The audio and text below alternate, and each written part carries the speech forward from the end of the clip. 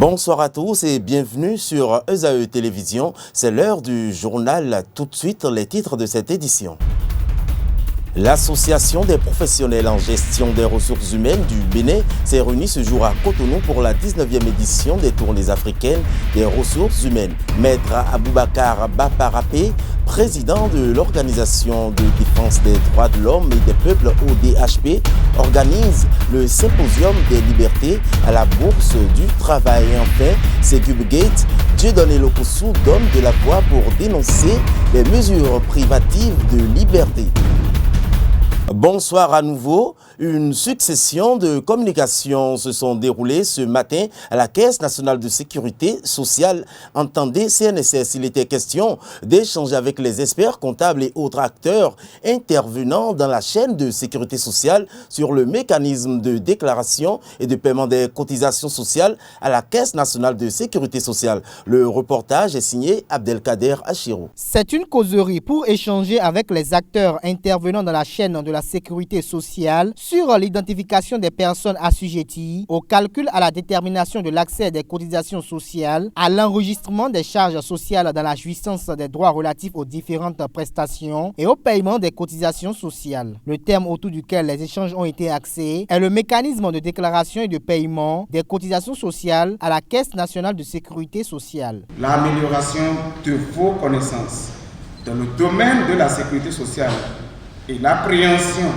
par les cadres de la CNSS des problèmes qui entravent de temps en temps l'accomplissement correct de votre mission d'interface entre la Caisse et les entreprises devra induire le renforcement des relations entre la Caisse nationale de sécurité sociale et ses partenaires, de même que la qualité des prestations servies aux bénéficiaires. Une initiative qui s'inscrit dans le sillage de communiquer avec ses partenaires afin de leur permettre de jouer pleinement leur rôle dans le fonctionnement du régime général de sécurité sociale géré par la CNSS. Le régime béninois est un régime essentiellement contributif. L'image que vous voyez contient, nous avons des corées qui est le symbole de l'argent. Il faut dire que en matière de sécurité sociale, le financement peut être basé sur la contribution des bénéficiaires, à savoir les cotisations, tout comme on peut financer la sécurité sociale à partir de la fiscalité. Dans ce dernier cas, les moyens nécessaires au paiement des prestations découlent de l'ensemble du processus budgétaire depuis l'élaboration du budget jusqu'à son vote et à sa promulgation par le chef de l'État. Et à partir de ce moment-là, les moyens sont disponibles pour assurer la couverture contre les risques sociaux. Le Bénin a opté pour un régime contributif, un régime auquel contribue l'employeur et le travailleur. Les experts comptables et leurs collaborateurs jouent un rôle prépondérant dans la mobilisation des cotisations. La Caisse nationale de sécurité sociale assure la couverture sociale des travailleurs soumis aux dispositions du Code du travail contre les risques sociaux qui menacent ces derniers dans leur intégrité physique. L'Association des professionnels en gestion des ressources humaines du Bénin organise du 17 au 19 novembre 2016 la 19e édition des Tournées africaines des ressources humaines. Karine Adeni et Enoch Lahadé pour le compte-rendu de la cérémonie d'ouverture du dit événement. Positionnement stratégique de la fonction RH et performance des organisations, tel est le thème retenu pour la 19e édition des Journées africaines des ressources humaines. Plusieurs experts en gestion des ressources humaines ont répondu présents. Après le Mali, c'est le Bénin qui a été choisi pour abriter cet événement. Merci d'avoir cru en nous. Merci de nous avoir spontanément choisi pour abriter les présentes assises. Vous avez parcouru des milliers de kilomètres pour être avec nous aujourd'hui et nous vous en sommes également reconnaissants. Merci. Merci à vous tous d'avoir permis l'organisation de cette journée. Je profite de l'occasion pour remercier tous nos partenaires, tous nos sponsors qui nous ont accompagnés. Vous avez cru en la jeune équipe et nous vous en sommes je le dis et je le dirai toujours, très, très, très reconnaissant. Les journées africaines des ressources humaines se tiennent tous les 2 ans dans chacun des pays membres de l'AFDIP et aujourd'hui, nous en sommes à la 19e édition que le Bénin a l'honneur d'accueillir. Travail de la fonction publique et des affaires sociales, Adidiatou Matisse n'est pas restée en marge de l'événement. Elle a réitéré son soutien et son engagement pour la bonne marche de ces 3 jours de travaux. Elle a, dans son discours, procédé à l'ouverture officielle de cet événement. La gestion des ressources humaines ne peut contribuer à l'essor de l'Afrique que lorsque les décideurs à différents niveaux conviennent de la nécessité de placer l'homme au cœur du développement, l'homme compétent qu'il faut à la place qu'il faut. C'est pourquoi je salue la tenue de la 19e journée africaine des ressources humaines qui constitue non seulement un espace d'échange sur les questions liées à la gestion des ressources humaines en Afrique afin d'éveiller la conscience des décideurs, mais aussi un moyen d'intégration aussi bien sous-régional que continental, nécessaire pour fédérer toutes les énergies productrices de richesse. Les journées africaines des ressources humaines se déroulent tous les 2 ans. Après le Bénin, cap sera mis sur un autre pays pour abriter les prochaines manifestations. La rencontre régionale de l'aménagement du territoire a pris ses marques depuis ce jeudi 17 novembre au Palais des Congrès de Cotonou sur le thème aménagement, attractivité et compétitivité du territoire, enjeux et expériences des pôles de développement en Afrique. Plusieurs experts venus du Burkina, la Côte d'Ivoire, du Sénégal, du Maroc et du Gabon. Reportage à suivre. Le Palais des Congrès de Cotonou accueille les 17 et 18 novembre la rencontre régionale de l'aménagement du territoire. Plusieurs experts sont venus d'autres pays honorer ce rendez-vous inscrit sous le thème aménagement, attractivité et compétitivité du territoire, enjeux et expériences des pôles de développement en Afrique. L'honneur est pour le Bénin d'accueillir dès ce jour la rencontre régionale sur l'aménagement du territoire placée sous le thème aménagement, attractivité et compétitivité du territoire, enjeux et expériences des pôles de développement en Afrique. Cette rencontre se tient seulement quelques jours après l'atelier de prospective du schéma de développement de l'espace régional Horizon 2040. La tenue de ces 2 événements majeurs pour le devenir de nos territoires mérite d'être soulignée et saluée, tant l'aménagement du territoire n'a pas souvent été au cœur des débats sur l'action publique. L'organisation à Cotonou, ce jour, jeudi 17 novembre 2016, de la présente rencontre régionale répond à la nécessité de faire de nos territoires, à différentes échelles, des espaces attractifs et compétitifs. La représentante du ministre du Cadre de vie a tenu à rappeler les nouveaux enjeux liés à l'aménagement du territoire. Je voudrais souhaiter la bienvenue à tout un chacun de vous et plus particulièrement à toutes les délégations étrangères ici présentes. Aussi, voudrais-je partager avec vous tout le plaisir que j'éprouve en tant que ministre en charge de l'aménagement du territoire, de voir le Bénin devenir pendant 2 jours, à travers la tenue de la rencontre qui démarre ce matin, le centre de riches débats sur les enjeux et expériences des pôles de développement en Afrique. Le développement des espaces de croissance semble être une condition sine qua non, pour assurer effectivement l'émergence des économies régionales et nationales dynamiques. Pour sa réussite, le Bénin a décidé de s'inspirer des différentes approches en cours dans des pays africains s'agissant des pôles de croissance, zones économiques spéciales et les pôles de compétitivité. Suite à l'arrestation d'une 30aine de personnes impliquées dans le dossier Ségub Gate, la rédaction des AETV a tendu son micro au secrétaire général des centrales syndicales autonomes afin de recueillir son avis sur le fait. On écoute Dieudonné Lokossou. Je dis cela traduit la volonté du gouvernement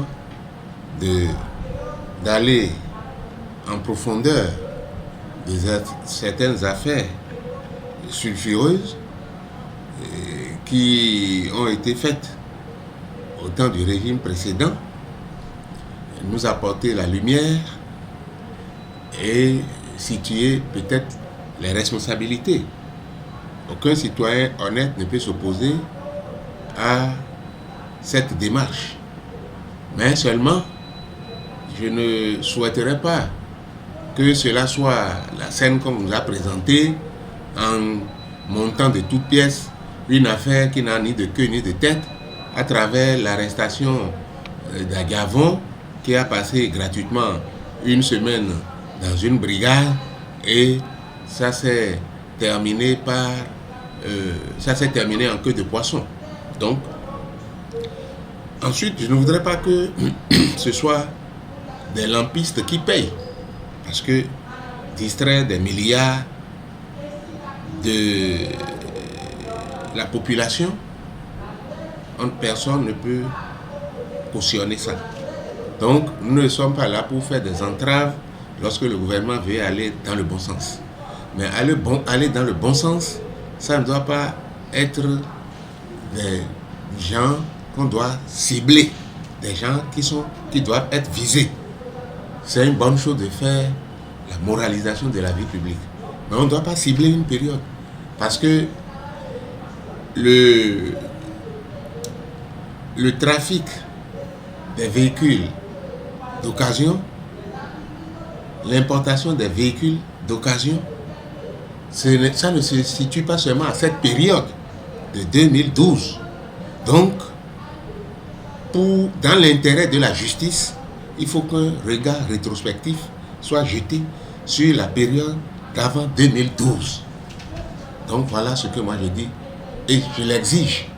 Ce ne serait que justice rendue au peuple. L'Organisation de défense des droits de l'homme et des peuples ODHP organise ce jour le symposium des libertés à la Bourse du travail de Bégamin. Entouré des secrétaires généraux des CSA Bénin et COSI Bénin, Maître Aboubacar Baparapé dénonce la remise en cause des libertés chères acquises par le peuple béninois. Suivez.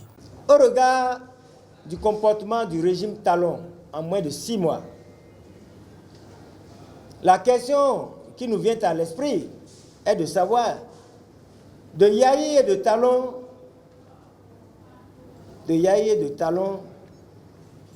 qui a le plus grossièrement porté atteinte aux libertés démocratiques. La violence de la répression de Talon contre les libertés, le licenciement massif fait à tour de bras des travailleurs dans tous les secteurs d'activité, dénoncés d'ailleurs par les syndicats qui ne nous ont pas marchandé leur soutien, la preuve, ils sont là.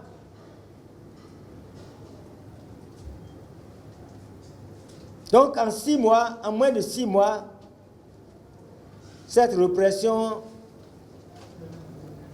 a été largement au-dessus de ce qu'en 10 ans, Yahi Boni a eu à faire et que nous avons toujours dénoncé.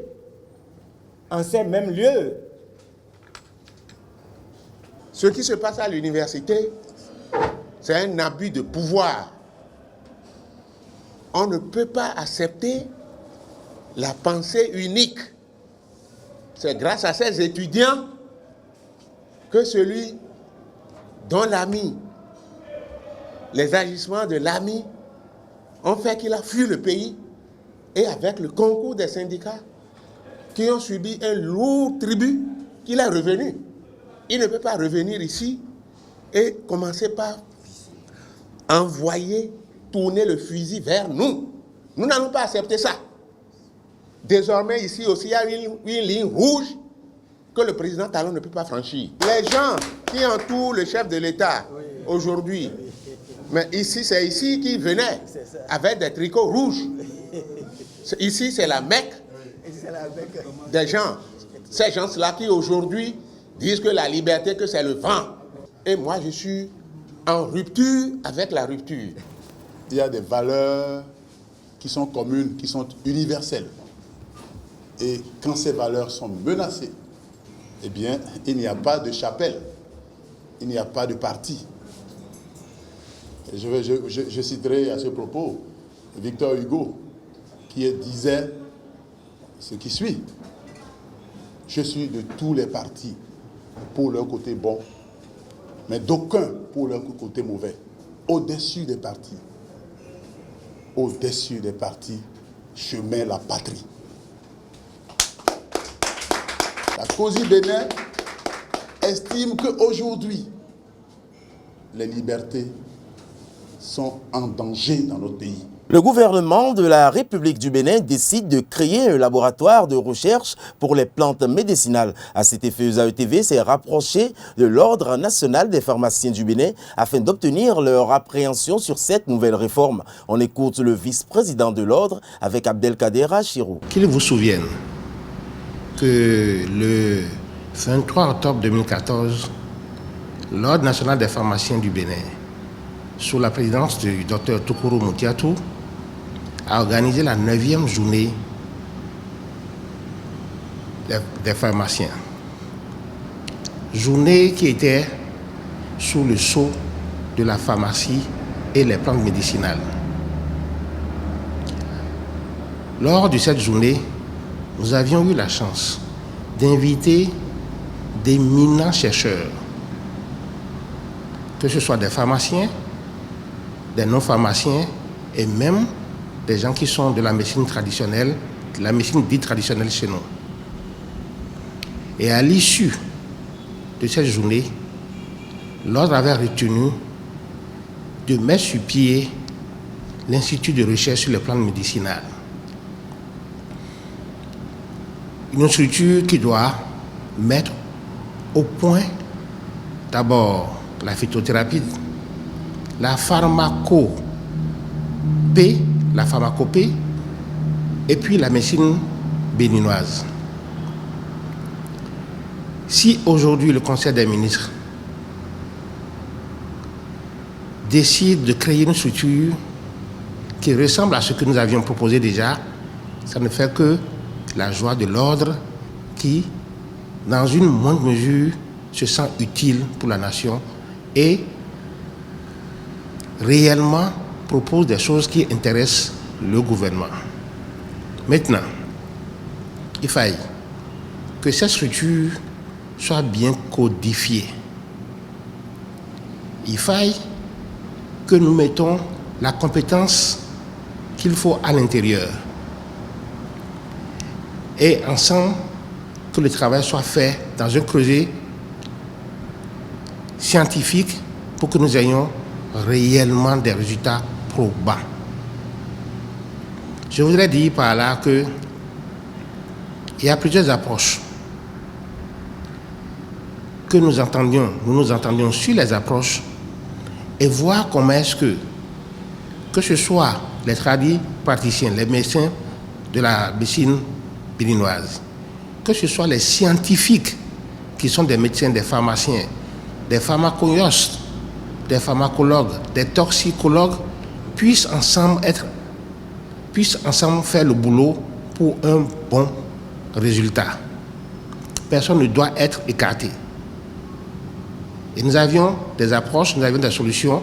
Au moment venu, si on nous fait appel, nous saurions dire ce que nous devons dire. À présent, l'actualité à l'étranger, ce jeudi 17 novembre 2016, c'est une signature de Karine Adeni. Démarrons cette page inter par la Côte d'Ivoire. Le banc des accusés était une fois encore vide ce mercredi 16 novembre et pourrait l'être jusqu'à la fin du procès de Simone Gbagbo. Le président du tribunal d'Abidjan a décidé de poursuivre les audiences sans l'inculper. Cela faisait plus de 15 jours que le bras de fer durait. L'ancienne première dame ivoirienne et ses avocats boycottent les audiences. Ils protestent ainsi contre la non-comparution de témoins qu'ils estiment clés. Déjà condamnée à 20 ans de prison l'année écoulée, elle est cette fois-ci poursuivie pour crimes de guerre et crimes contre l'humanité. En Centrafrique, le président centrafricain Faustin Archange Touadéra doit procéder ce jeudi 17 novembre au bailleur de fonds réunis à Bruxelles son plan national de redressement sur 5 ans estimé à 3,1 milliards de dollars. Une feuille de route qui a pour ambition le retour à la paix, la stabilisation du pays et la reconstruction de l'économie d'un pays à genoux après 3 ans de conflits et des crises à répétition qui ont marqué son histoire depuis des décennies. En Gambie, la campagne électorale pour la présidentielle présidentielle du 1er décembre a commencé mercredi 16 novembre dans ce pays. 3 candidats seront en lice. Il y aura donc un petit candidat issu du parti présidentiel, la PRC. Mais tout le monde va suivre le face-à-face qui va opposer le très autoritaire Yahya Jammeh au pouvoir depuis 1994 au candidat unique de l'opposition qui présente pour la première fois un front uni, Adama Barrow. Au Cap-Vert a eu lieu ce mercredi 16 novembre un concert en hommage aux victimes des attentats en France. Les musiciens de Césaria Evora, la grande diva disparue en décembre 2011, sont montés sur scène à la mairie de Praia. Césaria Evora a donné un concert mythique en 1995 au Bataclan qui a scellé un peu plus les liens entre l'archipel et l'Hexagone. Terminons cette page inter par la France. Les salariés d'Itelé ont voté la fin de la grève ce mercredi 16 novembre, mettant fin au mouvement le plus long de l'audiovisuel privé qui a duré 31 jours. Lors de l'Assemblée générale ce mercredi, 26 journalistes ont annoncé leur départ, s'ajoutant à la dizaine qui était déjà en patence. Fin de ce journal télévisé que vous pourrez suivre en podcast sur www.zaetv.com. Bonsoir chez vous.